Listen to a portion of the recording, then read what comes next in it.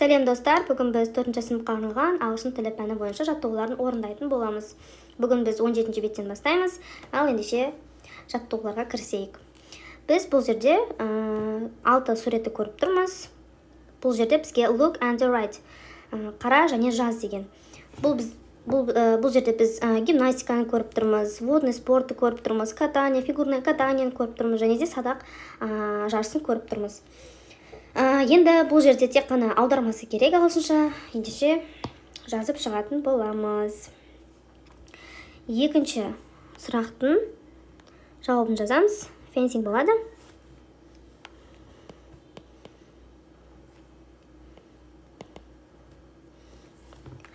Үшінші су жарысы. Water polo.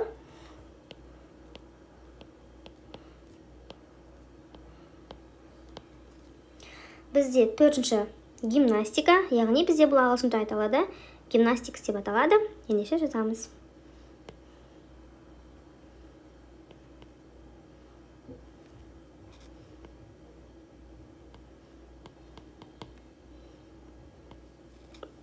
Және де бесінші бізде ол фигурное катание. Фигур скейтинг.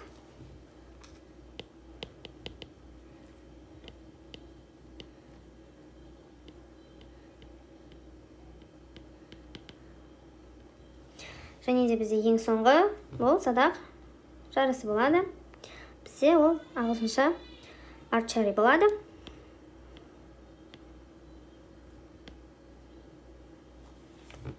Ендеше біз екінші тапсырмаға көшетін боламыз. Read and choose. Then complete the table.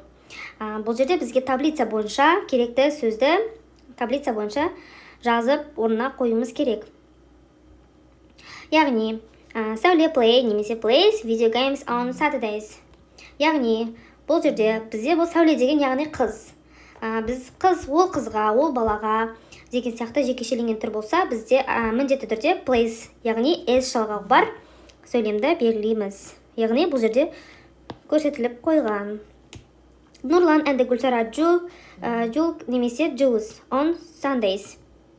Біз бұл жерде жаңа Нұрлан ол баланың аты, Нұрлан and Гүлсара деп тұр.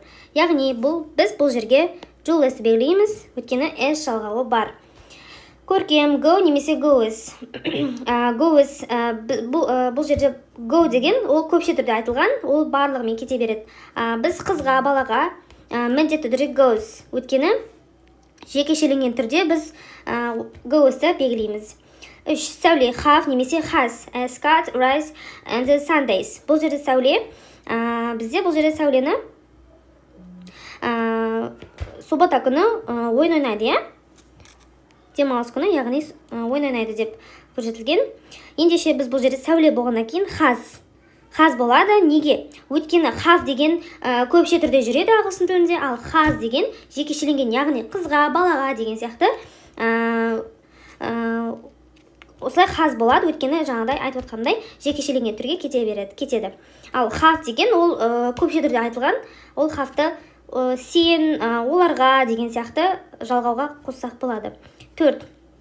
Нұрлан play немесе plays.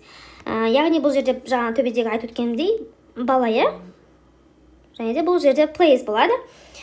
Ендеше 5. Көркем go немесе goes and Jigsaw puzzle on Sundays. Бұл жерде көркем, ол яғни қыздың аты. Яғни бұл жерде көркем пазлды суббота күні жинайды деп тұр. Бұл қыз. Яғни goes болады. Бізде көркем goes at Jigsaw puzzle and Sundays деп тұр. Яғни бізде болады goes. Және біз үшінші тапсырмаға көшеміз. Read and complete. Бізде мысал ретінде көрсетіліп қойған. How often do you play football? Сен қаншалықты футболды көп ойнайсың? Яғни соған ұқсатқызып сөйлемнің сәйкестендіріп біз толықтыруымыз керек. How much the tickets cost? Яғни билет қанша тұрады? Бізде сұрақ болған кезде does болады.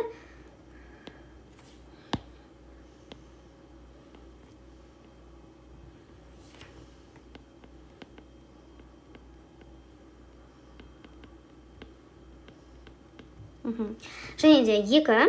They not watch sports on TV. Олар спортивный каналды көрмейді, көп көрмейді, е? Яғни бізде болады don't watch.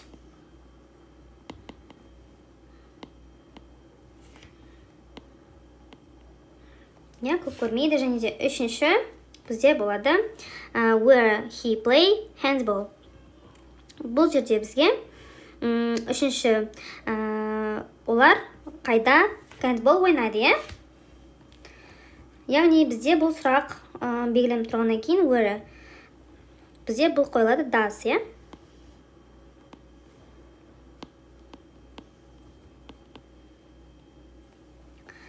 Where does he play handball? 4. He not like gymnastics. Яғни ол гимнастиканы ұнатпайды деп тұр, е? Яғни бізде бұл жерде болымсыз doesn't болады. Doesn't like gymnastic. 5. What Dana wear when she plays rugby. Ендеше бұл сұрақтың жауабы сөйлемін. Does wanna wear.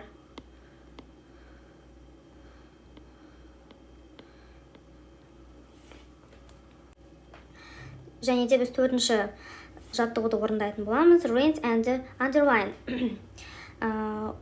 He often writes and magazine in the evening. Бұл жерде ол күнде кешкісін журналын оқиды. Және де сол сияқты біз керек сөздерді белгілеп, сөзді дұрыс оқуымыз керек. Қайрат runs very quick немесе quickly. Біздерде болады бұл жерде 1-дің, яғни quickly болады. Өйткені Қайрат өте қатты жүгіреді деп тұр. Яғни бізде quickly болады. 2. Do you always go bowling with your brother? Және де бізде бұл жерде боулингті сенің ағаңмен ойнайсың ба, е? Боулингпен ағаңмен бірге барасың ба деп тұр, е? Do you always go bowling with your brother? Яғни бұл жерде бізде болады always go.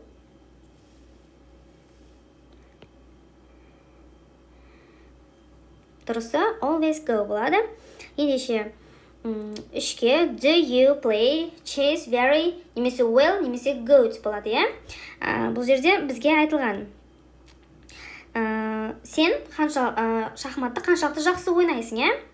Бізде бұл жерде болады well болады. 4-ке көшетін болсақ, сәуле Scottish beautiful немесе beautiful fully деп тұр, е? Бізде болады beautiful fully. Өйткені сәуле өте әдемі сырғанайды деп тұр.